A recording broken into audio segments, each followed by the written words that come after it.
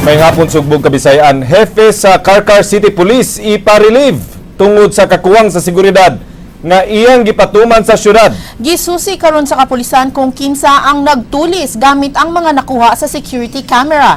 Kini-action na ni Carlo Becerra. Aduna nay kopya sa CCTV ang Cebu Provincial Police Office sa tulis sa usa ka mall sa syudad sa Carcar. Matud ni Police Superintendent Clifford Geranod, ilan ang gi-review ang CCTV footage aron matino kung kinsa og unsang grupuha ang nitulis sa Gaisano Super Metro Carcar. We are trying to ID these people kasi kay nakita na to ilang mga naong, ilang mga itsura and how they react, how they exit, how they entered. So nakita na to, ang atuan na lang nga i-identify na lang nato ni, and we also have gathered witnesses na telling us and identifying these people na ang problema na lang yung pangalan, kasi once makikita na to ang pangalan and together with the witnesses, then we can already file the case kasi ligo na yun kasi na testigos basing sa CCTV niya sa katong ubang kuan witnesses. So Iparelieve sa pwesto ang hepe sa Carcar nga si Superintendent Brendo Nacario tungod sa kakulang sa seguridad nga iyang gipatuman sa syudad nga may resulta sa pagpanulis. Matud ni Regional Director Patrocinio Comendador, siya mismo dili kumbinsido sa investigasyon sa Carcar PNP. I have talked with the provincial director. In fact, I was there yesterday.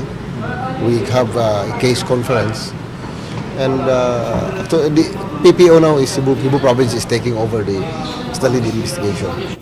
Nagpadayon pa ang investigasyon aron madakpan ang mga sospek sa pagpanulis. Wa pa nagpagawas ang kapulisan sa kinatibuk-ang kantidad nga nadala sa mga tulisan. Gitulis sa di mo minus 8 ka tawo ang Gaisano Super Metro Carcar niadtong Sabado sa sayong gabi. Nangaangol ang duha ka gwardiya nga gipamusil nga anaa pa sulod sa tambalanan.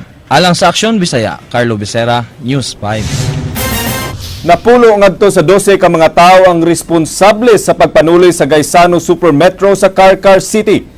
Gituhuan nga giuna ang pagpamusil sa gwardya gawas sa mall aron malipat ang mga pulis sa ilang pagpanulis. Kini-aksyonan ni Ray Pasaporte.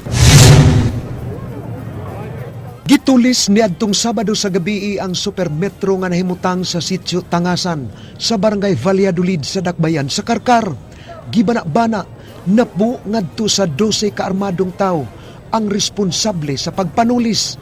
Duha ka gwardya sa mall nga sila si Antonio Fuentes o Crisanto Martinez unang gipamusil sa mga tulisan. Ang usa kanila suway nga nakigpinusilay sa wala pa ang nahitabo ang pagpanulis.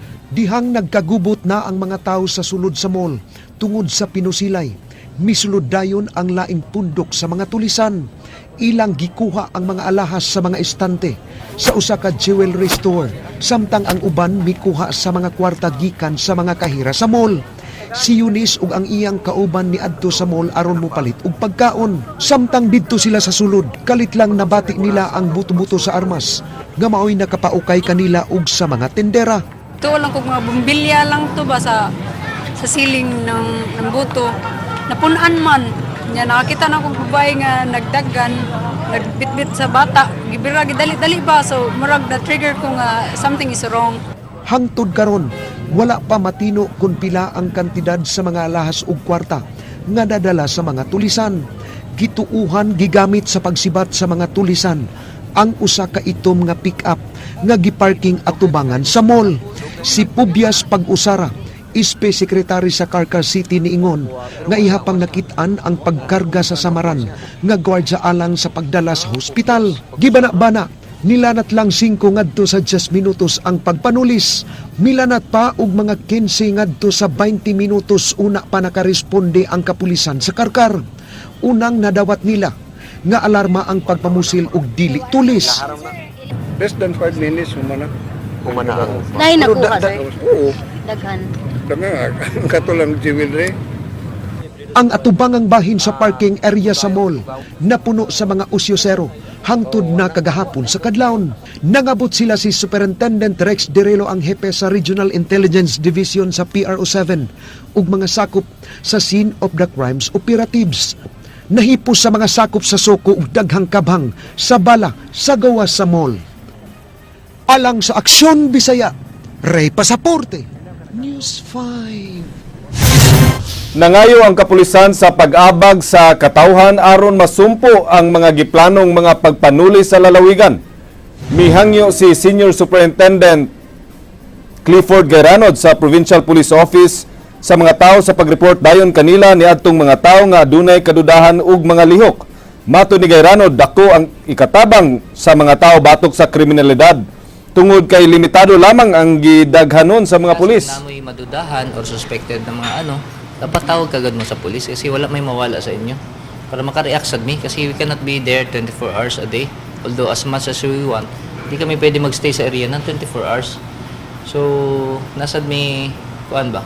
As human beings, nasad mi kuan na and di man pwede na magpatuloy. Unom ka drug addict na sakpan sulod sa usa ka drug den sa Barangay Tejero sa gimong raid sa mga sakop sa PDEA. Kini giaksyonan ni Ryan Sorote. Naukay ang mga residente sa Villa Gonzalo, Barangay Tejero, Dakbayan sa Sugbo sa pagsung sa mga ahente sa Philippine Drug Enforcement Agency Sabado sa hapon. Target nilang iladong drugista sa dapit nga si Harold Diquitos nga mo'y subject sa bitbit nila nga search warrant. Usa ka semanang gipanid-an sa PDEA ang lugar human nakadawat og reklamo sa usa ka concerned citizen. Pagsud sa PDEA, naabtan nila nga naghit-hit ang unom ka mga lalaki. Doon na say counter ang drug den, diin makapalit og shabu ug mga gamit sa paghit-hit ang mga bisita. Human makapalit, diretso sa hititanan ang mga suki sa drug den nga sagad mga dayo. Matod sa taga-barangay, di man taga-Tejero ang sagad sa mga nadakpan. Hindi ko kaila kasi tagiyanan niya. Maging ko kaila. Pero kining lugar, Sa lugar din kon lang gini dire murang gidungog na gini sa una pa. Napa yun ay gihapon na bili. Pero gidungog sir unsa may Sayod na sila daan nga dunay mga illegal nga kalihukan sa dapit. Usa sa mga nadakpan ang kahero nga si Felix nga miangkon nga tigamitan og shabu. Matod ni Felix, di pa siya dugay nga nagtrabaho sa drug den, bugti sa 200 pesos nga suhol matag adlaw. Di karon na sa di kayo nang. may kagibilan. Dili siya kanon mo, di ko kaila na tanan. Ha? Ko kaila na tanan. Unsa lang kan mga psiko-circle ba? Wala siya. Gawas sa mga shabu nga nakuha sa drug den, ipasusi usab sa PDEA ang mga candy nga ilang nakuha nga gipamaligya usab. Alang sa Aksyon Bisaya, Ryan Sorote, News 5. Personal ang gituohang motibo sa pagpatay sa usa ka traffic enforcer nga giposil duol sa ilang balay. Kini giaksyonan ni Edwin Cañete. Ako bana responsable ang kabana. Tigluto na mo. Tuti mo sa kong mga anak.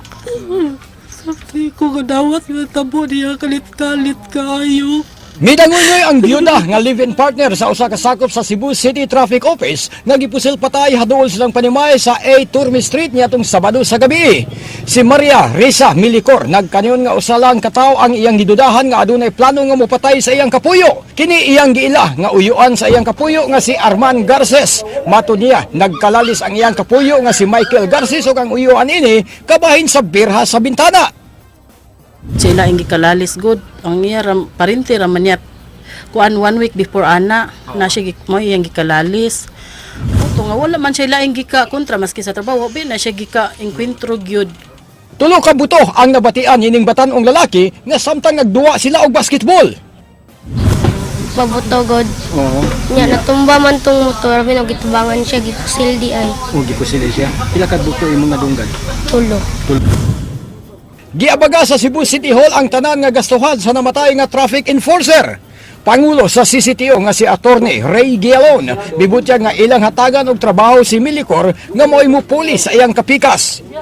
Andam og tagana kayo nga muhatag og panginabuhian ngadto sa pamilyang Garces pinagi sa iyang asawa aron makapadayon og pagtungha ang ilang mga anak. Nakita mismo ni Gialon si Garces nga wala magpabaya sa iyang trabaho ug kanunay kining nag-atubang sa bagang trapiko diha sa Bantal Corridor sa Dalan Banilad. Ang duot sa mga sakyanan na dihang gapita kay bawa man ta nga sa Talamban area sa Bantal, grabe ka huot ang mga sakyanan gumikan sab sa gidaghanon ini unya. Alang sa Aksyon Bisaya, Ed Cañete, News 5. Mga uyon ug mga supak sa pagtukod sa planta sa kuryente sa Ludo nag-abot sa public hearing kagahapon. Kinig aksyonan ni Jinky Rosit. Ang naglagiti nga kainit sa panahon kagahapon, wa nakapugong sa mga residente sa Sawang Calero ug sa kasikbit niini nga mga barangay nga mutungas sa barangay gym. Dinhi nilagi padayag ang ilang mga panghuna-huna kabahin sa tukuron nga coal plant sa ilang lugar sa gihimo nga public hearing. Nabahin sa duha ka grupo ang nanambong, ang mga nakaitumog sinina dili uyon sa pagtukod sa coal plant, samtang ang mga nakaputi nga maoy midominar kagahapon uyon sa maong proyekto. Alang nila, dako kiniug matabang kanila panahon kung dunay pagkuwang sa power supply sa tibuok Kabisayan. Pintam na natin yung type power plant, mamusay mapulima biyatas kurinti, no? Ilabi na yung burn out, no? Kuhan yun, kanabang, kanang maka-supply gani yun. Anak ko'y apo, nya, delikado makainas mga bata. Huwag unsay mga kuan, nya, ultimong mga mabdos, nya, anak dia mo pikto sa kuan, ginikanan. Gipasabot sa Ludo Power Corporation nga ang planta nga ilang tukuron luwas alang sa panglawas sa katawhan tungod kay gigamitan nila kini og moderno nga teknolohiya. Gani usa ka monitoring council ang tahasan nga maniid sa epekto niini sa katilingban. Matod ni Sherwin Eviota, consultant sa kumpanya nga mopaygayon sila og binuwan nga consultation gawas sa paghatag og libre nga tambal aron pagsiguro nga luwas sa publiko gikan sa ilang proyekto. Kana intawng abog kwarta na, it is indeed 100% kolektahon ni siya kanang gitawag na tuog ash, fly ash o kanang gitawag bottom ash. They should kilandak po na sila para makolekt kinsay mopalit ang mga planta sa simento.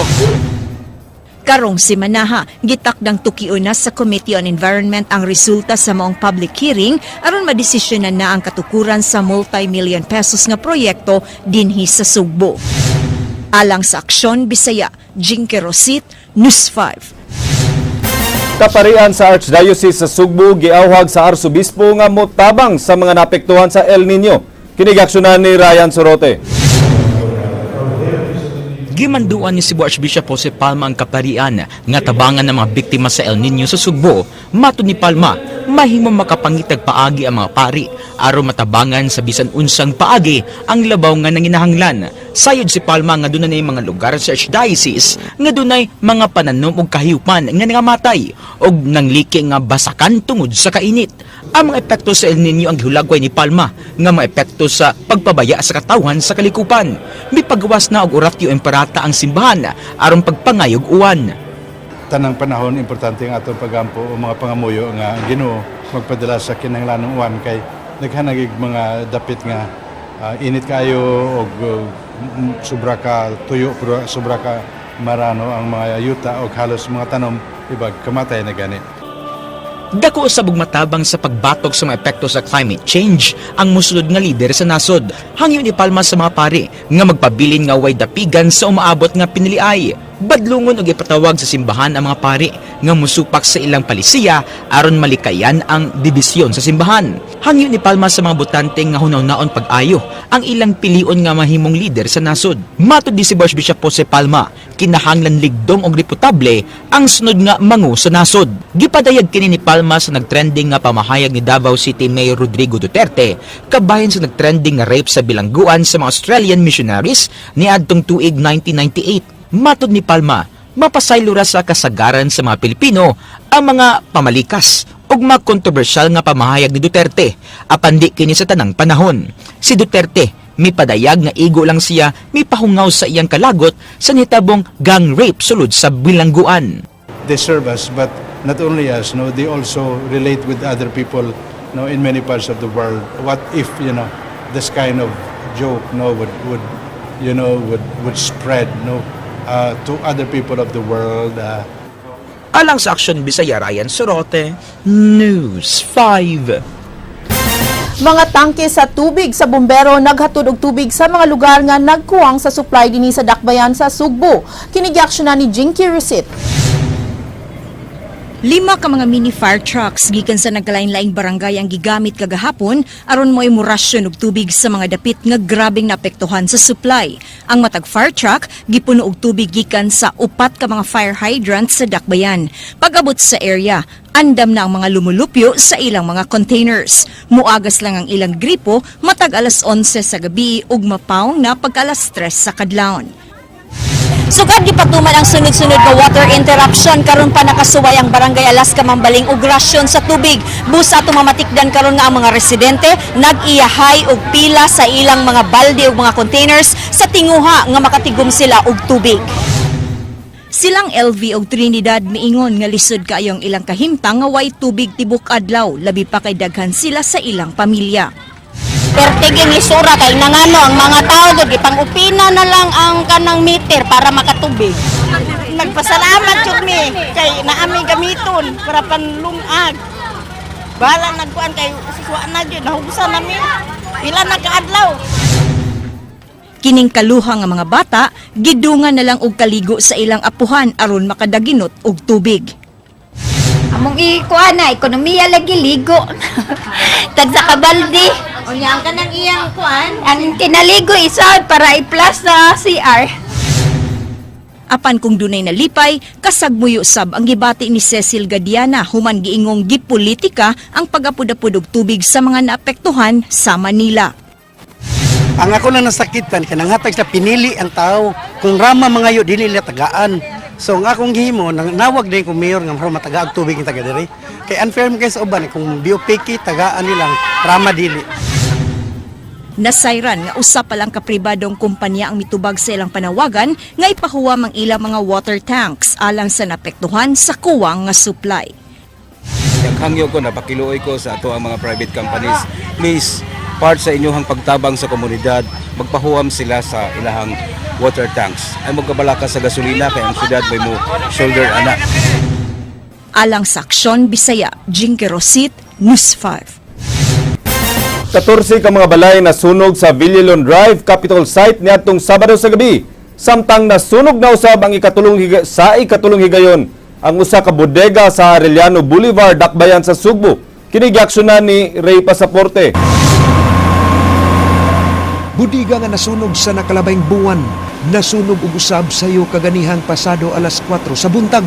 Ang budiga nahimutang sa Madrigal Compound, Arellano Boulevard, Barangay San Roque, Dakbayan sa Sugbo. Mga tinapok nga basura ang gidudahan nga mao'y posibleng hinungdan sa sunog. Makatulo na kini kahigayon, nasunog ang maong budiga. Kani siya nana kuno ni murag demolition order ba? According diri sa kaning mga ni manang ana ni demolition order kuno nga gubon na ni siya nga building. Wa sad kay di man taka kuha nila kay di man sila moy tag-iya, ang tag-iya ni si Madrigal man. 14 ka balay ang naugdaw og 5 ang nakan-an sa kayo sa sunog nga miigo sa Villalon Drive sa Barangay Capitol Site niadtong alas 6:13 Sabado sa gabi. Ang sunog gituuhan nga nagsugod sa balay ni Luis Arevalo, unay la usab nga ang magsisibya nga si Lu Arevalo. Gibanabanang mukabat sa 200,000 pesos ang danyo sa sunog. Nakaangkon sab og paso sa naong ug kamot ang asawa ni Arevalo, si Antonio Siano taga Bislig, Surigao del Sur. Nitugan nga nakita niya ang sinugdanan sa kayo sa sakyanan nga giparking kilid sa balay. Si Siano ni ani sa Sugbo uban ang asawa ni ini kay nitambong sa usa ka graduation ceremony sa iyang anak. Nya among gitabangan pagit sa og tubig. Pagkatataod, yung buto man, mangkalat na rin yung tubig pa ingon dito, ang kayo pa ingon sa taas sa sakyanan. O niya ingon ko nga, dili na ni makaya mo, nagsagit-sagit namin nga, naisunog. Lahi sab ang nabantayan ni Ricardo, nga matud pa, nagsugod ang kayo sa poste sa kuryente, nga nibuto ug maoy nakaingon nga nasunog ang unang balay. Dago kay nako customer kana sila kana tahanan. Malit na siya sa mua. Di pag-abrin nako, nili ko nasunog ang poste tong gawas ko, naningget ko mga tao pang gawas mo tong. Sudlunon ang uban nga balay nga nasunog ug gisumpay-sumpay sa bombero ang ilang mga hose gikan sa fire trucks aron makaabot sa kayo. Sa inisyal nga investigasyon SFO2 Hagdon, nagsugod ang kayo sa sakyanan ni Arevalo nga light is van nga tulo na katuig nga wa gamita sa magtiayon. Nang sa poste secondary na sa atong origin. Sa poste secondary na. Normally nga mo musiga gyud ang poste basta musugod nagsiga ang bay kay ang duha ka linya sa ato ang instalasyon sa atong balay. Masunog na gina siya naturally mura na siya short circuit mag-abot high voltage ang atong poste musiga gyud ang apil. Sa mahinungdan sir na. Mao nay dako kay nato rong sutaon diha kay nagstorya mi ni karon ni Cap Lim. Ngano kunong nagsiga man ang ilawom sa banda. Players na kuno na. Oh. Alang sa Aksyon Bisaya, Ray Pasaporte, News 5. Kuwang ang kwarta sa Kapitolyo alang sa panginahanglan sa kalungsuran nga apektado sa El Nino. Nagplano ang gobernador sa realignment sa ilang budget aron igahin ang kwarta alang sa kalamidad. Kinigi-aksyonan ni Jinky Rosit. Sa 51 ka mga municipalities and component cities sa tibok lalawigan sa Sugbo, 22 pa lang ang nakasumiter sa ilang assessment sa epekto sa El Nino. Ang lungsod sa Compostela, mitalan og 170 million pesos na kadaot sa ilang agrikultura. Dili mo menos 186 million pesos na ang kinatibukang danyo sa 22 ka mga lugar nga nakasumiter sa ilang mga kadaot. Apan, 25 milyon ka pesos lang ang kwarta sa provincial government nga mahimo nilang mahatag sa mga napektuhan sa kanihit sa uwan. Matud sa Provincial Disaster Risk Reduction Management Office, kuwang ang ilang kwarta, hilabi pa nga wa pa makasubmit ang uban nga mga lungsod ug dakbayan. Imagine na mo extend simbakulang mo extend sa El Nino 2-3-4 ka buwan gikan karon. Nya mao ni atong pondo, no? So worst case scenario mo makuan gyud warning ni siya, no? Mapiktuhan gyud ang ato ang emergency response. Tungod sa kainit sa panahon, nahitabo na sab ang mga forest fire sa Mount Manunggal. Tungod ini, giawhag sa PDRRMO ang mga tag-iya og yuta sa paghimo og mga forest fire line aron malikayan ang pagdako sa sunog sa kalasangan. Kung mahimo kada hantal nila sa lang yuta, maghimo silang fire line ang uban gihimong kontor, no? Nga wala na siya katong mga sagbot nga nag-abot na. Kung mahimo dili siya kuan ba? Di sa mag-abot nagsunog gani kay ana man na sa ground siya ma'am ang mga kuan niya tungod sa dried leaves nagsumpay niya mo katay siya dito, no? Si Governor Junjun Davide nabalakas sa pagkuwang sa pondo ug misugyot sa realignment sa kwarta aron magamit kini sa mga naapektuhan. We'll find out which of these barangays in these municipalities na kinahanglan yun kanang yung grabe na naigo. Pwede na ito na i-categorize o na, no? Ang Cebu Provincial Assessment Team padayon pa karon nga mituyok sa mga kalungsuran aron pagsuta sa danyos nga nahiaguman nunot sa nagpadayong kainit sa panahon. Alang sa Aksyon Bisaya, Jinky Rosit, News 5. TB screening gipahigayon sa Department of Health sulod sa City Jail nunot sa pagsaulog sa World TB Day. Kinigi-aksyonan ni Roby Ruaya. Karong adlaw naghatag og libreng screening ang Department of Health kontra sa tuberculosis sa Cebu City Jail. Ang 2,845 ka mga preso ug 132 ka personel ang nakadawat niini. Ang programa sa DOH gihimo tulo ka adlaw sa matag semana ug maka-screen sa 200 ka pasyente matag adlaw. Ang Cebu City Jail giuna sa DOH sa TB screening tungod sa populasyon sa jail. Dako gud ning hatabang sa amo kay ngano considering daghan na gud ang atong mga niya sa suod, no, congested na kaayo ang atong lugar. Ang ubang sakit sulod sa jail mao ang upper respiratory infection, hypertension, cardiovascular diseases ug skin diseases. Miingon si TB Medical Coordinator Dr. Sharon Laurel nga ang malnutrisyon sa mga preso ang maong nagunang sakit sulod sa jail. Dili na siya factor ang kainit sa panahon, no, kay although ato agali mo rin siya advantageous in a way sa sakit nga TB kay dali mamatay ato ang mikrobyo sa TB sa init nga panahon, no. Sa pagkakaron, adunay kapin 20 ka mga preso ang nasakit og TB ug gibutang sa isolation cell. Ang programa gihimo nunot sa pagsaulog sa 2016 World TB Day. Alang sa Aksyon Bisaya, Roby Roaya, News 5. Dismayado ang mga nagdumala sa Ludo Power Corporation sa gipakita nga pagbabag sa pagtukod sa planta dinhi sa Sugbo. Matud nila ang misupak walay igong kasayuran kabahin sa moderno nga teknolohiya nga ilang gigamit. Kinigaksyonan ni Christine Gallego. Ano man nga kita may paundangon nga nagdevelop man ta, kadaghang walay trabaho nato dinhi. Ang unemployment sa Pilipinas in double figures. Daghan kay tang graduates karon kada tuig, unsa man dili na lang nato tagaag trabaho. Matud sa nagdumala sa Ludo Power Corporation, way basihan ang oposisyon sa operasyon sa Ludo Power Plant sa Barangay Sawang, Calero. Si Nelson Uvalios, Community Relations Officer, may kontra sa gipadayag ni kanhing US Vice President Al Gore na pagpahunong sa coal-fired power plant industry sa nasod. Dismayado si Uvalios sa nahitabong kagubot sa ilang public hearing kagahapon. Matud niya kulang sa impormasyon o pagsabot ang mibabag sa pagtukod sa planta sa kuryente. Matud niya way basihan ang mga pasangil kanila sa pagpangilad, ilabi na ang mga pasangil sa pagkadaot sa kalawasan o kinaiyahan tungod sa planta. Sugyot niya sa mga misupak nga mag-research o na mo reklamo. Doon na mga nitay mga health awards no gihatag sa different organizations dinhi sa Pilipinas o outside sa Pilipinas sa ASEAN countries.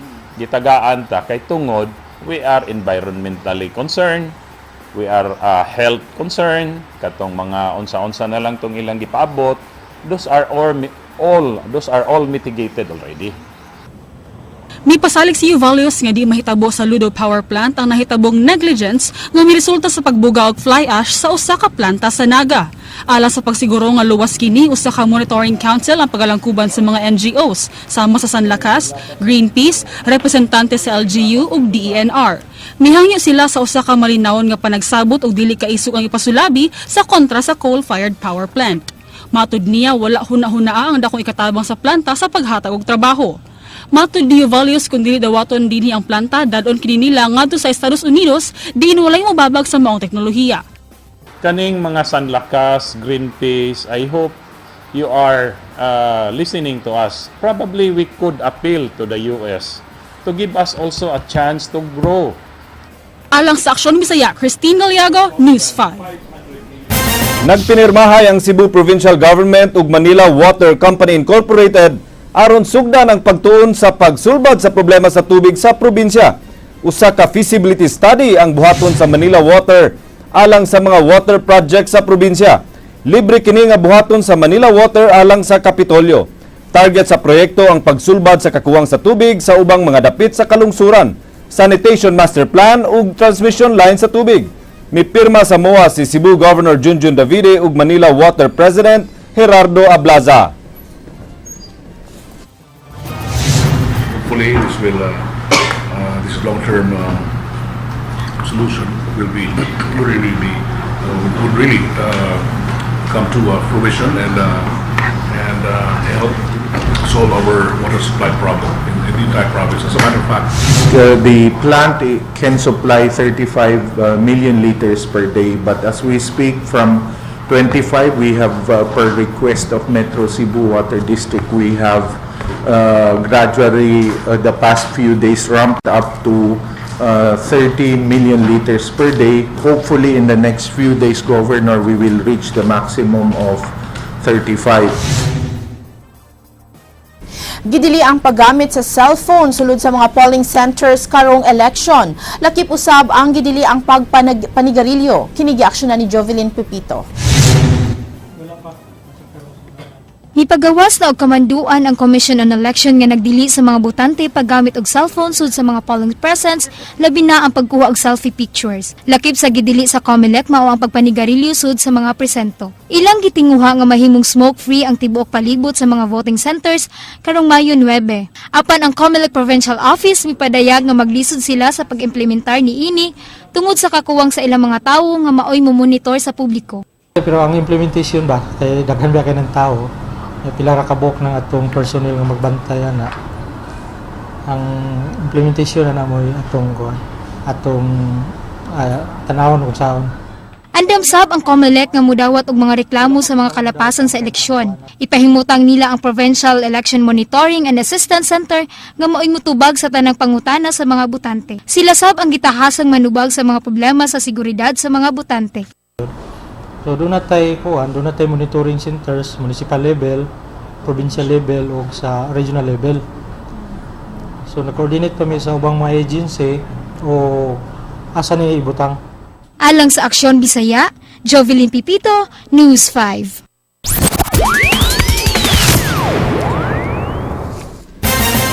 Sa mga balita gawas sa nasud, mikabat na og dili mo menos og 246 katawo ang kumpirmadong namatay sa magnitude 7.8 nga linog sa Ecuador. Gibanabana nga mayabot usab og kapin 1,500 ang mga naangol sa linog niadtong Sabado nga gisundan og kapin ka 133 ka aftershocks. 10,000 ka mga sundalo ug dulan 5,000 sa National Police ang nitabang sa search and rescue lakip sa relief operations. Human makasinati og magnitude 6.2 ang Kumamoto Prefecture sa Japan niadtong Huwebes sa gabii, gisundan kini dayon og lain nga magnitude 6 nga linog human lang kapin sa 3 ka oras. Gawas sa mga ginagmay nga aftershock, gisundan usab kini sa mga mas kusog nga magnitude 7 nga linog niadtong Domingo sa tungang gabii. Kini mao'y nakapalumpag sa mga building nga nahuyang na sa unang mga linog ug mga aftershocks. Dili mo menos 41 ka mga tao ang kumpirmadong napatay, samtang adunay 11 nga reported missing. Kasagaran sa mga missing nagpuyo sa Minami Aso, diin giila nga epicenter sa labing ulahi nga linog. Sa Heathrow Airport, nag-emergency landing ang British Airways Airbus 320 diyang nabangga sa usa ka drone kagahapon. Ang flight gikan sa Geneva, Switzerland, mutong paunta sa Heathrow Airport sa London. Nakaigo kini og usa ka unidentified object. Luwas ang mga pasahero ug crew human nga nakalanding ang eroplano nga nag-aso ang makina tungod sa hitabo. Ang pagpalupad og drone duol sa airport sa UK adunay silot nga 5 ka tuig nga pagkapriso. Wala pa madakpi ang responsable sa pagpalupad sa drone. Just describe a little bit more about how that looked. So how much smoke did you see billowing?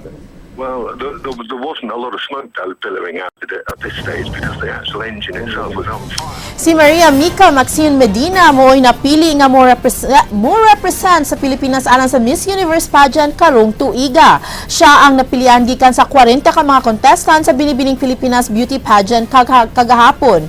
Kini-action ni Carla Camerino. 40 ka contestants ang nagsangka para sa unom ka titulo sa Binibining Pilipinas 2016. Sila si Casey Concepcion ag Zian Lim ang mga pageant host sa event gagipahigayon sa Smart Araneta Coliseum kagabi. Usa sa mga co-host mausab sila si Kanye Binibining Pilipinas winners nga sila si Chris Tiffany Hansen, Bianca Guidotti o Gloria Lemon. Binibining 29!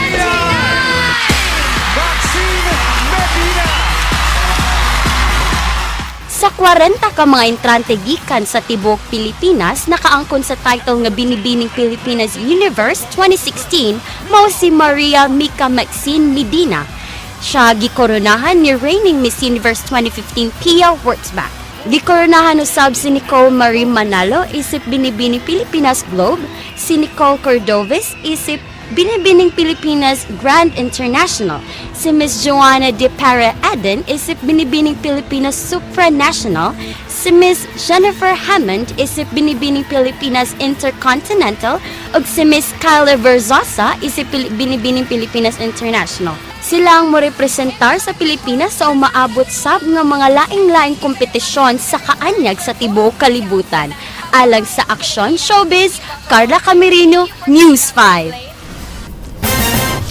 We congratulate our Congratulations new sa Miss atong mga Universe. binibining Filipinos Universe. Yeah. Kunya, Attorney Georgia, pipila na lang kaadlaw magpinili ay na. Exactly. I think it's only mga 21 days. Yes. Daghan ang mga surveys ang nanggawas. Nya, remember that surveys doesn't determine ug unsay resulta sa eleksyon, giya lang kanato. But Well, it's a guide, but I would say vote according to your conscience. You don't have to be Pag- swayed by the surveys. Whatever you think is the best person who will lead the country. So you vote for that, diba? But there's a guide, of course. giya lang na pero dili ta pasabot nga mukuyog ta sa popular nga boto. Ang ato yung boto kay ato Exactly. man. Ug ato Yes. ng katungod ang pagboto. That's why we study and we learn more about our candidates so we know their programs and sa ilang ma-offer to the country. Wala na kayo mong choice. Wala pa. This is not the Pag dunagi political mapilda color. sa Tomorrow, mag-orange na sad ko. Yeah. Maukanto ang mga balita sa Aksyon Bisaya. Ako si Glenn Soco. Mga balita nga pundasyon sa ligdong nga opinyon at konkretong solusyon. Ako si Georgia Herrera. Bisan asa, bisan kanusa. Kapatid, Kayo lang kutob sa Balita Action!